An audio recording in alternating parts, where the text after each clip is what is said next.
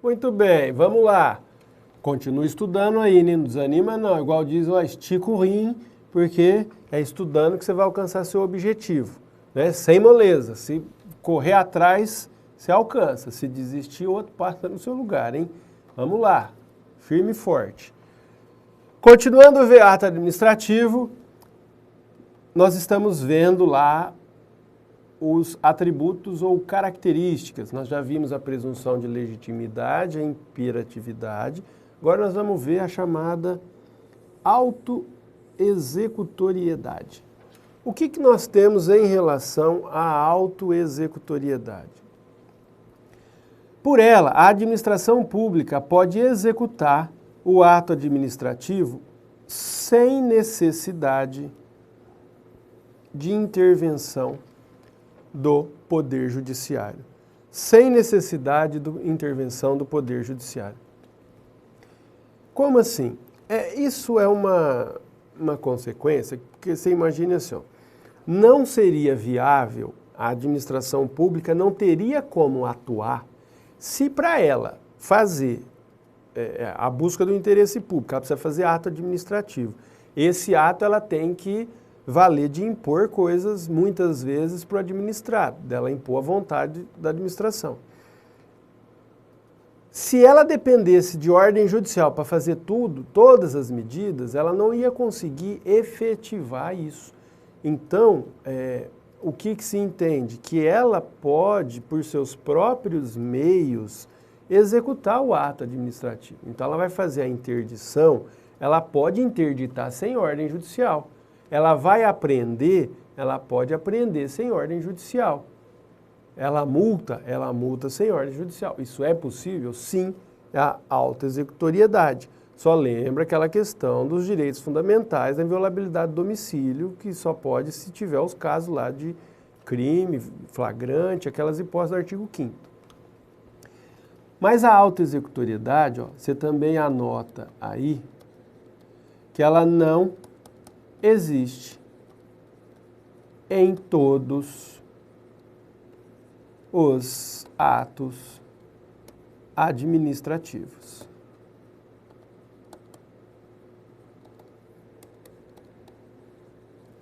Ela não existe em todos os atos administrativos. Então você vê, ó, que da PIA, que a gente viu, presunção de legitimidade, imperatividade, autoexecutoriedade, só o P de presente, que está presente em todos os atos, que é a presunção de legitimidade. Os outros, nem sempre, tá?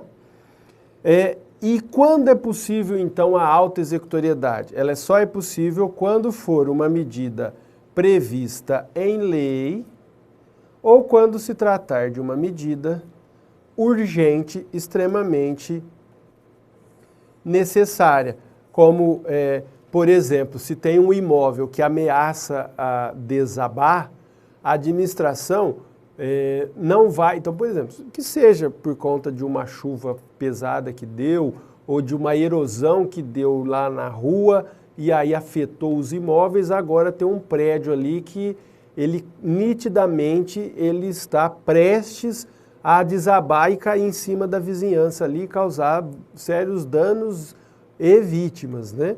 Então a administração não precisa de ordem judicial, ela própria pode ir lá e implodir, destruir, né, aquele imóvel, fazendo por exemplo, a sua implosão, e aí ele não causar danos àquela região. Você vê que essas medidas de autoexecutoriedade, a administração pode, naquele momento ali de urgência, ter dito e falar, ó, aqui ninguém entra, aqui ninguém, mas eu moro aqui.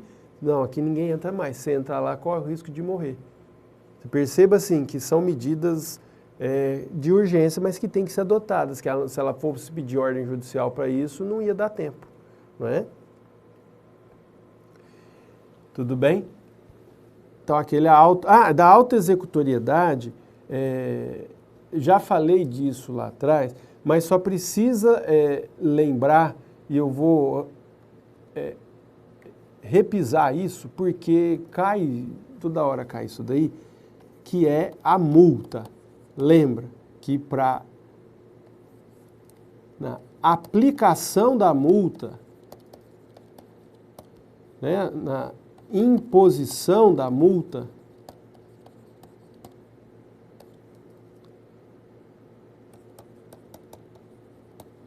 existe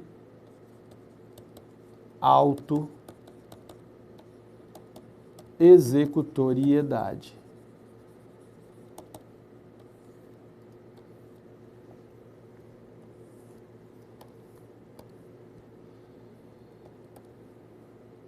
Existe, sim. Agora, na cobrança resistida da multa, quer dizer, a pessoa não quer pagar, não. Peraí.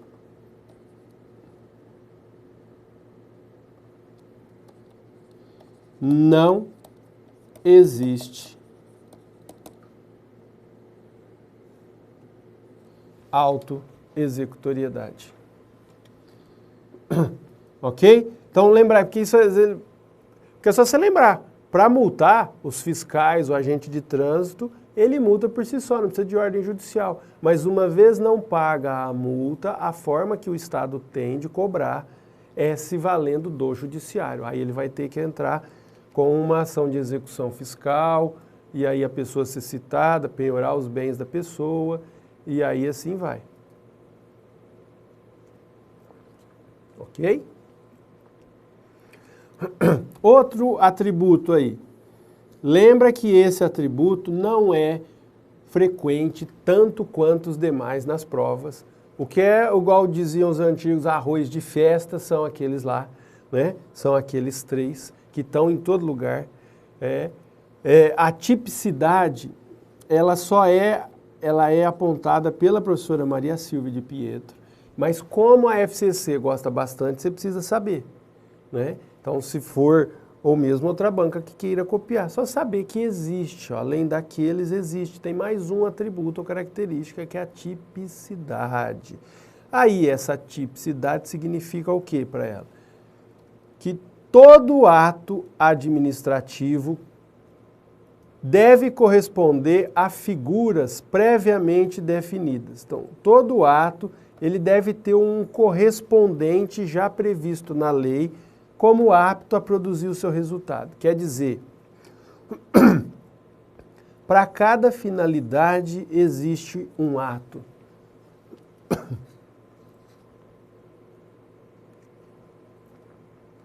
Em outras palavras, para cada coisa que se quer fazer, tem um ato certo para isso. Para cada interesse público específico que quer ser tutelado, existe um ato administrativo previsto para isso. É o que ela chama de tipicidade. Então, para ela, não é possível existir ato administrativo inominado, atípico. Então, para ela, não existe ato administrativo atípico. Né? Para ela, não existe. Ou outra expressão,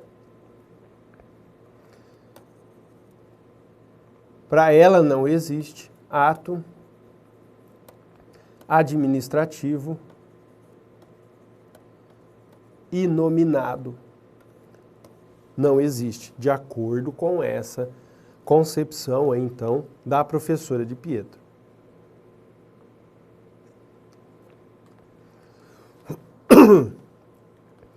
Belezinha, gente? Tá ficando claro aí? Estão entendendo? Então, assim, esse pedaço, nós vimos 2 assuntos. Dentre os que nós vimos, 2 deles caem demais. Você estuda bastante, que é os elementos e os atributos. Elementos e atributos. E não erra a pergunta tonta, que às vezes é feito e você passa desapercebido, compara eles e não erra, tá? Que é o quê? Elemento é uma coisa, atributo é outra. Então, compara elementos, fala, por mais que pareça básico, ainda existem perguntas vendo se você confunde os dois e não pode. Então, elementos, você tem competência, finalidade, forma, motivo e objeto. E atributos, presunção de legitimidade,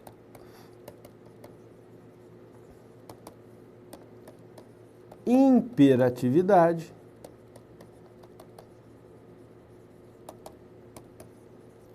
autoexecutoriedade. E lembra que para alguns, que a professora Maria Silvia, tem também a tipicidade, não é? Então são para não confundir uma coisa com a outra, beleza? Muito bem. Aí agora nós vamos passar para uma parte, vamos dizer, que não é tão cobrada quanto aqueles e não é assim tão legalzinha quanto aquele também, eu acho, né? Mas é uma parte que cai e a gente precisa entender, né? Que a ideia é você entender assim, ó, como que se classificam os atos administrativos, ou seja, então dá nome, então é aquelas perguntas para você saber, quando fala ato tal, o que que é? Então para você entender quais são esses atos, né? Então vamos lá para a gente poder colocar aí, ó. Quanto aos destinatários, os atos podem ser gerais e individuais. A ideia dessa classificação é dizer assim, ó, tem ato que tem caráter geral e abstrato. Ou seja, tem ato que é feito para todos em geral, não é feito para uma pessoa em específico. Isso é um ato geral. Por exemplo, um decreto, ou seja, um ato normativo. Porque o decreto é feito para todos, não para mim ou para você, nem para aquela outra pessoa. Exemplo esse. Atos individuais, por outro lado, são aqueles atos dirigidos para alguém em específico, para um destinatário ou destinatários certos e determinados, criando uma situação jurídica para aquela pessoa. Um exemplo, a portaria de nomeação, que é a sua que vai sair aí logo, de nomeação para um cargo público. Okay? É um ato individual, já que tem um destinatário direcionado e repercutindo efeitos jurídicos para aquela pessoa. Muito bem. Quanto ao alcance. Quanto ao alcance, os atos administrativos podem ser internos e externos. Aqui ele leva em conta o seguinte, o interno, ele produz efeitos apenas dentro da própria administração pública e por isso ele atinge só os órgãos públicos e os agentes públicos dentro dela. Então, são atos direcionados. O que você poderia colocar aqui, um exemplo, uma ordem de serviço em que o chefe passa para os seus subordinados. Um exemplo assim, de ordens direcionadas, só para dentro. E externos são aqueles atos que alcançam o administrado fora, né? O administrado está fora da administração. Então, ela extrapola as fronteiras da administração e só vigoram após ser publicados. Então, um ato externo, aquela mesma nomeação de portaria é um exemplo de ato externo. Nomeação de aprovação em concurso. Por quê? Ela sai de dentro da administração e atinge o particular ali, o administrado. E esses atos que produzem efeitos fora da administração, eles só valem se eles forem publicados, né, no Diário Oficial. Quanto ao objeto, Os atos administrativos podem ser atos de império, de gestão e de expediente. Ato de império é aquele praticado pela administração pública valendo-se de sua supremacia. E aí dizem que ato de gestão são aqueles atos praticados em condições de igualdade com o administrado. Aqui, então, você já perceba o seguinte, essa é uma classificação que não é bem aceita na doutrina, mas não é... Por quê? Porque ela coloca como ato de gestão. Ato de gestão não seria ato de administrativo, gente, porque ela está em condição de igualdade. Não pode. A administração tem que agir em condição de superioridade. Ela tem que se sobrepor ao administrado. Então, ela não pode ficar nessa situação de pé de igualdade ali, de jeito nenhum. Tá? Então, assim, na verdade, isso aqui não é ato administrativo, pelo que a gente aprendeu do conceito. Então, eu quero que você lembre isso. Ó, isso aqui, professor, não é ato. Então, essa classificação está errada. Então, tecnicamente, essa classificação estaria errada porque ato de gestão não é. Só que é uma coisa que é reiterada, é cobrada nas provas assim, então, mesmo estando errado tecnicamente, você tem que entender, saber que pode cobrar. Então, se perguntar o que é ato de gestão, é ato praticado pela administração em condição de igualdade, mas que isso propriamente não é ato administrativo. E ato de expediente fala que são só atos, então aqui, por exemplo, seria, eles põem de exemplo a locação de um imóvel, aí aqui seria a desapropriação, um exemplo, né, do império. E atos de expediente são aqueles atos que têm como objetivo dar andamento aos processos administrativos. Seriam atos, assim, protocolares, né, burocráticos, só de fazer a máquina andar, até um exemplo que eles dão na doutrina é o protocolo, né, o ato de protocolar ali, documentos e tudo mais. Bom, quanto ao objeto, império, gestão e expediente.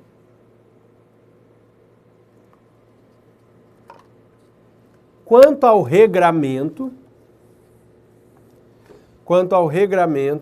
os atos são divididos em vinculados e discricionários, que eu já falei várias vezes disso, acho que já está bem claro aí, né? Então, atos vinculados são aqueles praticados com vinculação, atos discricionários são aqueles praticados em decorrência da discricionariedade. Quanto à formação, os atos, essa classificação aqui cai bastante. Fique esperto nessa. Simples, complexos e compostos. Simples, complexos e compostos. O que seria um ato simples? Então aqui é o quê? A manifestação de vontade de um único órgão, seja singular, seja colegiado. Cuidado assim, ó, não é que um ato simples é aquele feito por um órgão que só tem uma pessoa, não. É porque lá você aprendeu na classificação dos órgãos que tem órgãos simples e órgãos colegiados. Órgão simples tem uma pessoa só, colegiado que tem uma composição de vários. Isso não interessa. Então, mesmo um órgão que seja composto por várias pessoas, ele é o ato praticado por esse órgão, ele é chamado de ato simples quando aquele órgão só é que toma a decisão. Então, você vai ter o quê? Um órgão fazendo um ato só. Exemplo, um ato administrativo praticado pela Presidência da República. Ou mesmo um ato administrativo determinado por um tribunal. Por exemplo, um tribunal expede um edital de concurso para juiz de um lugar.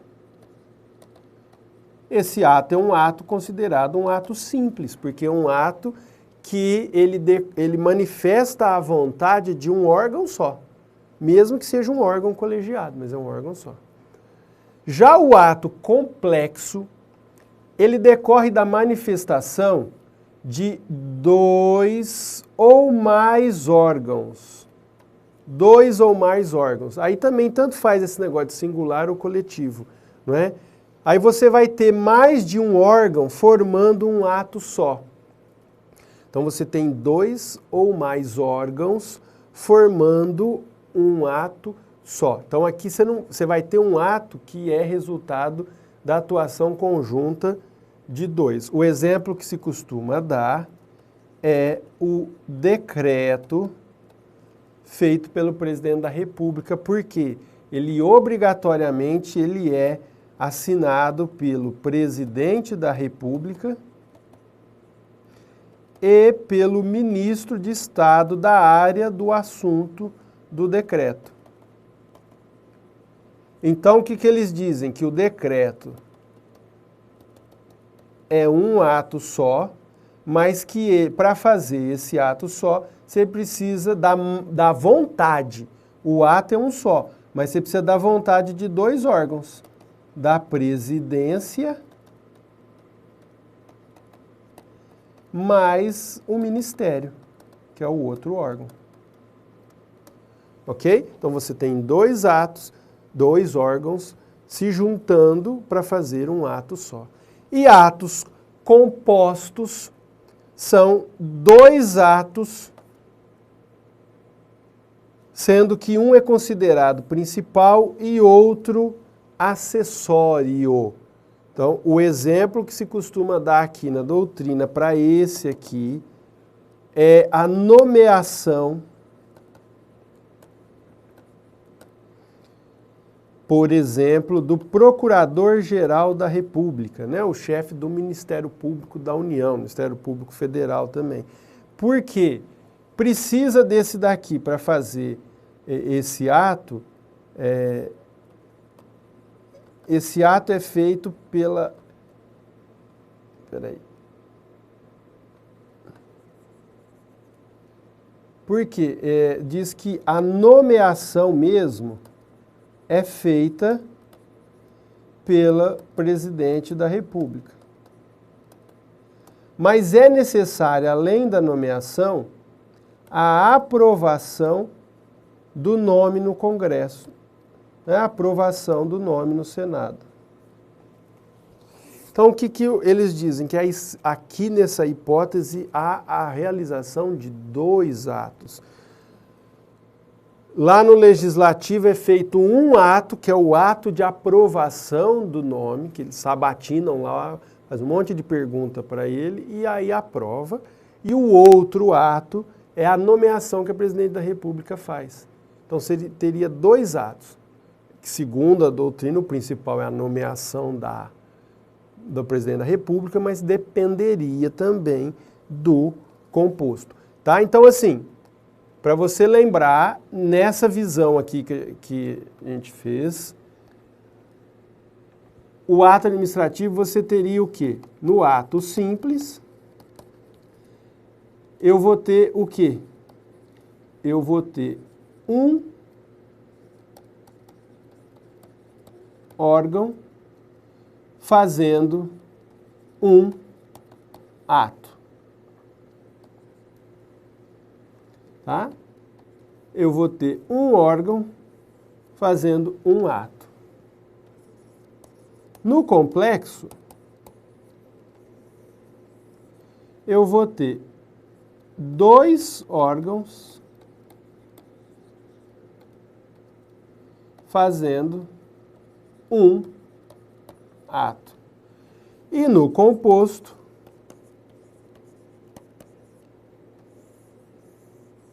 eu vou ter dois órgãos praticando dois atos. Só que um ato aí tem relação com o outro, que é considerado que um depende do outro aí, né? Um ato é dependente de um outro. Isso aqui, gente, aqui, ó, presta atenção que você vai, professor, mas eu vou fazer prova, não estava assim, não. Essa é a forma mais cobrada, essa é a forma que você mais vê, mas não é uma coisa unânime, não. Então, tem autor que discorda disso aqui. Por exemplo, o Celso Antônio Bandeira de Mello, ele só divide em simples e complexo. Para ele não existe esse composto. Só tem isso de ter um órgão, um ato e esses outros aqui, simples e completo. Então, para ele, esse exemplo de nomeação do Procurador-Geral da República, né, que lembra que para escolher ele, o Ministério Público faz a eleição, manda os nomes, aí esses daí ela manda para o Congresso, aí o Senado vai sabatinar a pessoa que ela escolhe. Depois de aprovado, aí que ela nomeia. Então, para o Celso Antônio, esse exemplo que a maioria entende que é um ato composto, e em muitas provas você vê dessa maneira, que você tem 2 órgãos fazendo 2 atos, para ele isso é ato complexo. Porque para ele não existe ato composto, ele só divide em 2. Já o professor Zé dos Santos Carvalho Filho divide em 3, simples, complexo, composto. Mas ele só acha que há um erro em apontar que esse exemplo do Procurador-Geral da República seria como composto, que deveria ser complexo. E não, que ele considera que é um ato só. A nomeação é um ato só que depende da vontade de 2 órgãos. Então, resumindo, você precisa lembrar o basicão. Simples, um órgão, um ato, complexo, 2 órgãos, um ato, composto, 2 órgãos, 2 atos. Mas saber, se a pergunta falar de acordo com o Celso Antônio Bandeira de Mello, não tem composto, é só simples e complexo, e esse exemplo que eu falei do procurador é complexo. Se for de acordo com o Zé dos Santos Carvalho Filho, mas pode, você vê. Não, graças a Deus isso não é regra, gente. É exceção, que uma ou outra prova, eles põem aí que eles querem a opinião do fulano. Então, de acordo com o Zé dos Santos Carvalho Filho, tem os 3, mas o exemplo da nomeação do Procurador-Geral seria complexo e não composto, porque ele considera que não tem 2 atos, que o ato seria um só, que é a nomeação do presidente e que a vontade do Congresso ajuda. Ajuda não, é necessária. Tá? Então, assim, ficar com essa ideia aí para não errar isso. Senão depois você vai ver, aí você vai mandar e-mail. Professor, o senhor falou que é assim, mas eu fui lá ler no livro do outro, lá fala que é assado. E eu vi na prova e falei, e aí, qual tá certo?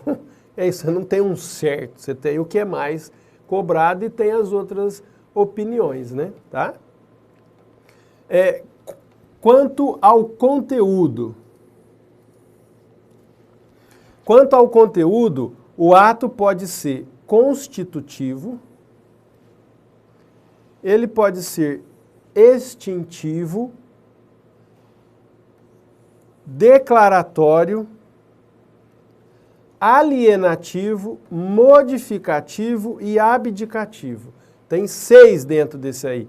Quanto ao conteúdo, então ele diz assim, constitutivo, o ato cria uma nova situação jurídica. Exemplo, a nomeação do servidor. Esse ato, ele cria uma situação que o servidor passa a ter um direito ali a partir daquele momento, perceba, de tomar posse. Ele criou, ele constituiu o servidor ali naquele direito.